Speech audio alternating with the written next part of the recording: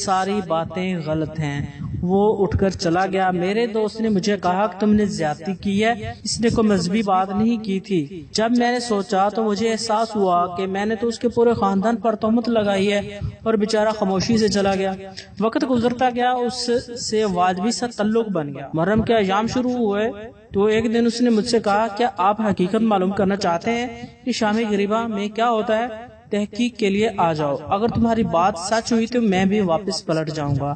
مرتا کیا نہ کرتا، اب فرار کی کوئی صورت نہ تھی، لہٰذا میں نے جانے کی حامی بھر لی۔ طے یہ ہوا کہ 10 محرم مغرب کے وقت ان کے گھر پہنچیں گے، جہاں سے امام بارگاہ جائیں گے۔ حسب وعدہ جب ہم ان کے گھر پہنچے تو دیکھا کہ سب نے سیاہ کپڑے پہنے ہوئے تھے۔ ایسا لگ رہا تھا جیسے سب بہت تھکے ہوئے ہیں۔ انہوں نے بتایا کہ 10 دنوں سے مجالس چل رہی ہیں، ساتھ جلوس بھی ہیں۔ رات کے جلوس دیر سے ختم ہوا، پھر 10 محرم کا جلوس تھا، اس لیے پورا دن اس میں شریک رہے۔ میں نے غور سے دیکھا تو میرے دوست کے والد کی آنکھیں بھی سرخ اور سوجی ہوئی تھی۔ میرا دوست کھانا لے کر آیا اور بتایا کہ 10 محرم کی وجہ سے کھانا نہیں پکا، یہ نیاز ہے، اس پر گزارا کرے۔ میں نے جیسے ہی نیاز کا نام سنا، میرے ذہن میں سب منفی باتیں آ گئی۔ میرے لیے یہ بہت مشکل تھا کہ میں ایک ایسا کھانا کھاؤں، لیکن اس جملے نے میری مشکل آسان کر دی کہ یہ لنگر پروس کے اہل سنت فیملی نے بھیجا ہے۔ پھر بھی بڑی مشکل سے ایک روٹی ہی کھا سکا۔ اس دوست کے والد کے مہذب رویے اور دیگر افراد خانہ کے حسن سلوک نے مجھے تھوڑا سا شک میں ڈال دیا۔ غرض رات 9 بجے کے قریب ہمیں کہا گیا کہ امام بارگاہ چلتے ہیں، شام غریبہ وہیں ہوگی۔ اب میرے ذہن میں وہ ساری باتیں ایک کر کے آنے لگیں جو شام غریبہ کے حوالے سے مسجد کے مولوی سے لے کر عام دوست سے سنی ہوئی تھی۔ سوچ رہا تھا کہ میں یہاں کیوں آیا۔ انہی سوچے میں گم ہم امام بارگاہ کی گلی میں پہنچ گئے۔ وہاں بچے، بوڑھے، جوان، خواتین سیاہ کپڑوں میں ملبوس امام بارگاہ میں داخل ہو رہی تھی۔ ہم مرکزی دروازے سے داخل ہوئے، جبکہ خواتین الگ دروازے سے امام بارگاہ میں داخل ہوئیں۔ دوسری منزل پر پہنچ گئیں۔ دوسری منزل پر کچھ اس طرح سے تھی کہ وہاں لوہے کی باریک جالی لگی ہوئی تھی۔ میں نے دیکھا کہ وہاں موجود ہر شخص کے چہرے پر اداسی ہے، ہر شخص ہی ایسا لگتا ہے جیسے بہت تھکا ہوا ہے۔ انہی خیالات میں گم تھا کہ امام بارگاہ کی بتیاں بجھائی جانے لگیں۔ اب صورتحال یہ تھی کہ امام بارگاہ کے بڑے ہال میں صرف ایک بتی سٹیج کے اوپر چل رہی تھی۔ اسی دوران ایک ذاکر نمودار ہوئے جن کے کپڑے سیاہ تھے، ہلکی ہلکی داڑھی تھی، گریبان کھلے تھے اور کفیں چڑھا رکھی تھیں۔ انہوں نے مائک پر آتے ہوئے بلند آواز سے پڑھا، انا للہ و انا الیہ راجعون۔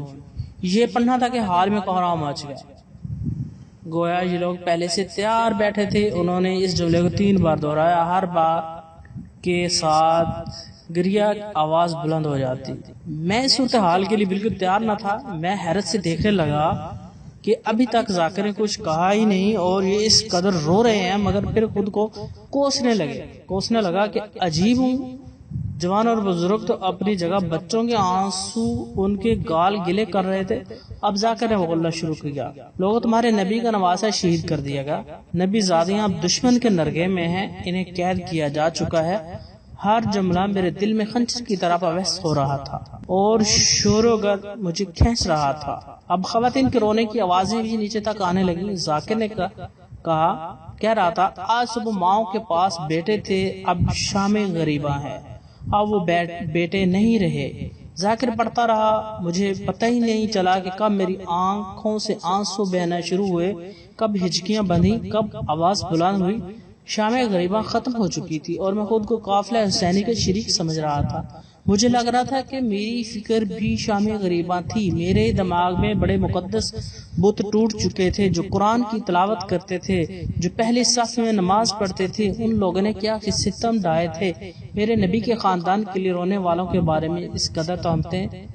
سچ پوچھیں تو اب میرا ذہن ان کی بتائی ہر بات کو مشکوک سمجھ رہا تھا۔ اتنے میرے شیعہ دوست آ گیا، روتے ہوئے میرے گلے لگا اور کہا، یہ ہوتی ہے شام غریبہ، یعنی غریبوں کی شام۔ خاندان مصطفیٰ کے کٹ جانے کے بعد خاندان کی بے کسی کی شام، خاندان پیغمبر کے صحرا میں بے یار و مددگار ہو جانے کی شام، ایسی شام اہل ایمان کی آنکھیں پانی اور دل خون کے آنسو ہوتا ہے۔ یہی شام ہے جس میں روایت ام سلمہ کے مطابق خاتم الانبیاء روتے تھے۔ رونے کی شام، آہ و بکا کی شام، اور یہی شام غریبہ ہے۔ میں نے اپنے دوست سے ہاتھ جوڑ کر معافی مانگی۔ اس نے کہا میں تم سے ناراض ہوا ہی نہیں تھا کیونکہ ہمیں معلوم ہے یزیدیت موجود ہے۔ میں حیران ہوتا ہوں کہ اس دور میں بھی اتنا غلط پروپیگنڈا اتنا کامیاب کیسے ہو سکتا ہے۔ دوستو اگر کوئی بات بری لگی ہو تو معذرت چاہتا ہوں۔ اگر ویڈیو پسند آئے تو اسے لائک کیجیے گا اور چینل کو سبسکرائب کیجیے گا۔ Thanks for watching. اللہ حافظ۔